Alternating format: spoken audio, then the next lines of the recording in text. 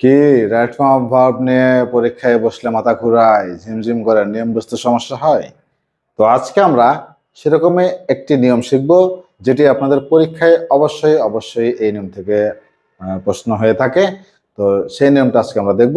অর্থাৎ এটা BCS, job, admission সহ সকল চাকরি পরীক্ষাতে এই নিয়ম থেকে প্রশ্ন হয়ে থাকে, অবশ্যই হয়ে থাকে। তো আপনারা নিয়মটা একটু ভালো করে ফলো করবেন এবং ক্লাসটা মনোযোগ দিয়ে দেখবেন, আশা করি বুঝতে পারবেন। তো চলুন শুরু করে যাক। তা আমরা যদি সেন্টেন্সের যে কোনো স্থানে আমরা যদি এই শব্দগুলো দেখতে পাই, তাহলে অবশ্যই ভার্বের বেস ফর্ম করে দিব। এই শব্দগুলো আমরা সবসময় কি ভার্বের বেস ফর্ম করে দিব। এবং সাবজেক্ট যদি থার্ড পারসন সিঙ্গুলার নাম্বার হয়, ভার্বের সাথে এস বা ইয়েস, আর যদি না হয় তাহলে বেস ফর্মই থাকবে। তো চলুন আমরা একটু দেখি শব্দগুলো কি।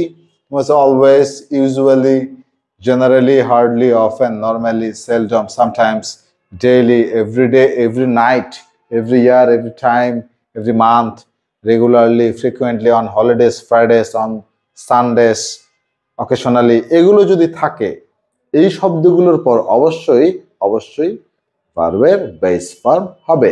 এবং এই শব্দগুলো আপনারা আপনারা করুন যে বাসায় বসে আছেন, তো এই শব্দগুলো প্রত্যেকটা শব্দ 3 বার করে পড়ুন, তাহলে দেখবেন অনায়াসেই কি ব্রেনে আটকে যাবে। অর্থাৎ মুখস্থ করলে কিন্তু আপনি ভুলে যাবেন। তো চলুন আমরা একটু এই এক্সাম্পলটা দেখি, যে এই শব্দগুলোর উপরে যদি আমরা দেখি যে মূল ভার্ব রয়েছে, তো এই শব্দগুলোর উপরে মূল ভার্ব সবসময় কি হবে, বেস ফর্ম হবে। যেমন রয়েছে I always go to school. তো এখানে দেখুন অলওয়েজ শব্দটা উল্লেখ করা আছে, অলওয়েজ। তো আমরা জানি যে অলওয়েজ থাকলেই কি ভার্বের বেস ফর্ম হবে। তো এখানে গো রয়েছে, গোর বেস ফর্ম কি গোই হবে। এরপর আসুন, শি ইউজুয়ালি প্লে টেনিস। তো দেখুন এখানে ইউজুয়ালি শব্দ লিখেছে, ইউজুয়ালি। ইউজুয়ালি মানে কি ভার্বের বেস ফর্ম। চোখ বন্ধ করে এই শব্দগুলো থাকলে ভার্বের বেস ফর্ম হবে। এখানে তাহলে কি হবে, base form play, base form প্লেই। আর এখানে subject third person singular number হওয়ার কারণে ভার্বের শেষে এস যুক্ত হলো। আর আপনারা জানেন যে সকল ভার্বের শেষে S, S S, CH, X, Z ও এই চিহ্নগুলো থাকবে, সেই ভার্বের শেষে ইএস যুক্ত হবে। আর বাদ বাকি সকল ভার্বের সাথেই এস যুক্ত হবে, এটা আপনারা সবাই জানেন। আর এখানে আমরা চেষ্টা করে আমরা উল্লেখ করেছি যে সাবজেক্ট থার্ড পারসন সিঙ্গুলার বললে ভার্বের সাথে এস বা এস যোগ হয়। তো চলুন আমরা একটি কোশ্চেন সলভ করি। এটা জিএসটি গুচ্ছভুক্ত বিশ্ববিদ্যালয়ের সি ইউনিট এবং বি ইউনিট মানবিক এসেছিল 23, 24 এবং 20, 21-এ। তো প্রশ্নটা হচ্ছে এরকম, my mother dash TV news every night. এই যে এভরি নাইট, আমরা এখানে বলেছিলাম every day, every night, every year, every month, every time.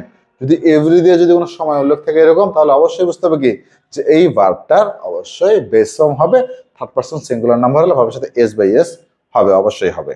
তাহলে আমাদের অ্যান্সার হয়ে যাবে। তো চলুন আমরা এভরি নাইট রয়েছে, যেহেতু আমার মা টিভিতে কি দেখেন, নিউজ দেখেন এভরি নাইট, প্রতি রাতে, তাহলে আমরা ইজ ওয়াচিং, দেখছেন, ওয়াচড, ভিটু হয়ে গেছে, ওয়াচেস এবং ওয়াচ।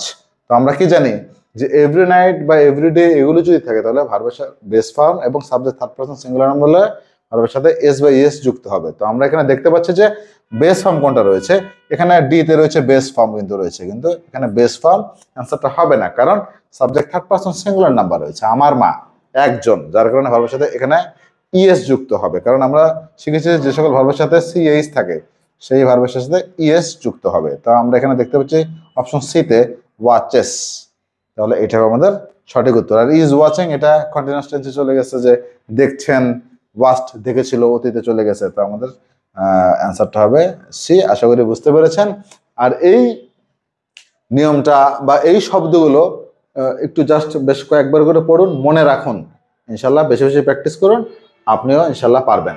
তো আজ এ পর্যন্ত, আসসালামু আলাইকুম।